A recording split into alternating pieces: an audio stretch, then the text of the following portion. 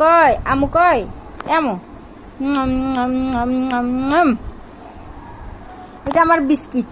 এটা আমার বিস্কিট, এটা আমার পাউরুটি, এটা আমার পরোটা, এটা আমার নান রুটি, এটা আমার সব কিছু, এটা আমার মা মা মা, এটা আমার কলিজা, এটা আমার কলিজা, এটা আমার পাউরুটি, এটা আমার পাউরুটি, কু পাউরুটি, কি বিস্কিট, কি পরোটা, কি নান রুটি, কি জামা